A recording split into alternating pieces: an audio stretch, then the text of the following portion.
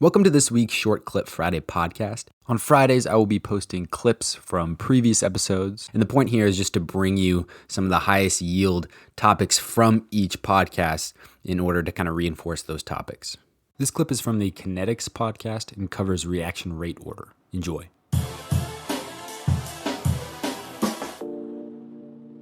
So in general, a rate law describes the rate of reaction in terms of different variables that you know. So it can be a lot of different variables. You can have these really complex rate laws that involve fractions and weird exponents and stuff, but you're really only going to see pretty simple stuff on the MCAT. So that's what I'm going to talk about. And typically what you'll see is something along the lines of the rate of reaction, which is also called the reaction velocity, is equal to a constant times the concentration of reactant 1 raised to some power times the concentration of reactant 2 raised to some power times the concentration of reactant 3 raised to some power, and so on. So just to give a quick example, imagine that we have this reaction in which A plus B go on to make C and D. Well, then the rate law would be that the reaction rate is equal to K times the concentration of A raised to some power times the concentration of B raised to some power. And these powers are really what you're going to be interested in finding because this determines the reaction's order. So again, you have A to some power, and that is the reaction order with respect to reactant A. And then you have B to some power, and that power is the reaction's order with respect to reactant B. And together, if I was to add up those two exponents, that would be the total reaction order. And a lot of the questions that you're going to see about rate laws on the MCAT are going to kind of revolve around finding the reaction order. And so there's two different ways of determining the order of a reaction. And the first of which is using experimental data, which you might remember from Gen Chem. And the second is knowing that the reaction is an elementary reaction and then using the reaction stoichiometry to then fill in the exponents. And those can be kind of mixed up sometimes, and I'll get into what I mean by that. But first, let me talk about how we can determine the rate laws using experimental data. So the experimental data that you'll be given is just going to be a series of experiments in which someone added varying amounts of reactants and then measured the initial reaction rate of some reaction. And I don't know if I mentioned this already, but the units of reaction rate are usually in moles per second or nanomoles per second, some kind of molar concentration divided by seconds. So it's good to know. As I was saying, you'll be given experimental data. This data will be in the form of changing reactants and then looking at reaction rates. And so what you'll be looking for is you'll be looking for two experiments in which only one of the reactants is changing. In other words, you're holding constant all the reactants except for one, and then that lets you kind of determine the effect of changing that one reactant on the overall reaction rate.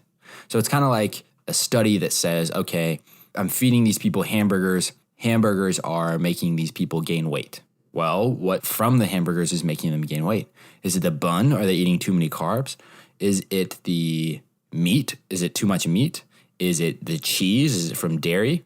Well, if you're just feeding them burgers, you're never ever going to be able to determine what exactly is making these people gain weight. You have to isolate one of the variables. So you got to feed either just meat, feed somebody just the bun, or feed somebody just the cheese in order to determine the effect of that variable. So in the same way, you're picking two experiments that you only change a single variable, so then you can determine that variable's effect on the overall reaction rate.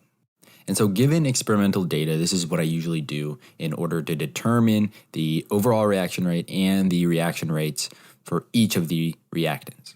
First thing I do, as I said a little bit earlier, was I look for two experiments in which I'm only changing a single reactant concentration. Once I find these two experiments, I compare their reaction rates and I compare the concentration of reactant that is changing. And I write down each of these numbers. So say, for instance, the concentration of the reactant doubled. Well, then I write down 2 and then say that the reaction rate went up by 8 times, then I write down 8. And now I use pretty simple mathematics. I say that 2 to the n is equal to 8, and I solve for n, and that is my order, which in this case is 3. And essentially what this 2 to the n equal to 8 expression is saying is, by what factor does the reaction rate change if I change the concentration of reactant X? So you're just looking at what happens to the reactant rate if I change the input concentration of a reactant. And so once I do this for one reactant, I'll go ahead and do it for the next reactant and the next reactant until I have all the orders for each of the reactants. And then boom, now you have the rate law. You know now that you have A to the third times B to the second, or B to the first, whatever the order of reactant B is. And then what you can do is you can add up these individual orders for each of the reactants to determine the overall reaction order. So just remember, the overall reaction order is simply the sum of the individual reactant orders. Okay, so that is mathematically how you determine the overall rate law or determine the order of a reaction. What about the other way I was talking about? Well, the other way to determine the rate law for a reaction and determine the reaction order is to get it from the stoichiometry. But this has a huge caveat. You can only do this when the reaction is elementary. And what do I mean by elementary? Well, elementary simply means that the reaction is a single-step reaction, which, if you think about a lot of these biological reactions, they're not really one step. Take, for instance, the reaction that converts glucose to 2 molecules of pyruvate. Is that reaction elementary? Well, if you answered yes, then you are probably not ready for the MCAT, or you're maybe retaking it now. But a single step elementary reaction would be something like a molecule of oxygen and a molecule of oxygen react together to form O2, something like that. Glucose, on the other hand, goes through a bunch of different steps in order to make pyruvate. It goes through all these steps of glycolysis in order to make pyruvate.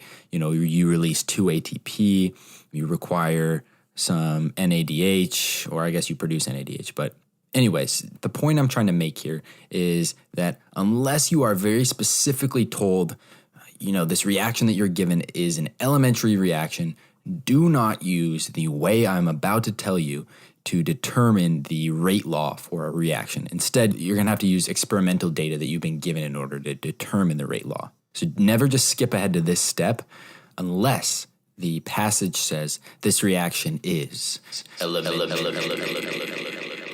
If a reaction is indeed elementary, my dear Watson, then all you have to do is you use the stoichiometric coefficients from that reaction and just plug them into the reaction order for each reactant. So let me give you an example. Let's say that you're given the equation that 2 O2s react with 1 CO2 to form CO4. And I'm just making that up, but just pretend that that's the case. Well, I know that my rate law is going to be that the rate is equal to some constant K times the concentration of O2 raised to some power times the concentration of CO2 raised to some power. All I got to do, since I know the reaction is elementary, is I go back to the original reaction, and I know that the stoichiometric coefficient for O2 is 2. So I just say K times O2 squared. And then I look at the stoichiometric coefficient for CO2. I see it's a 1, and so I just leave CO2 as it is, right? Anything to the power of 1 is just itself. And in the end, the rate law then becomes that the rate of this reaction is equal to K times the concentration of O2 squared times the concentration of CO2. So again, all I did is I took these stoichiometric coefficients and I plugged each of those into the exponent for each of the reactants.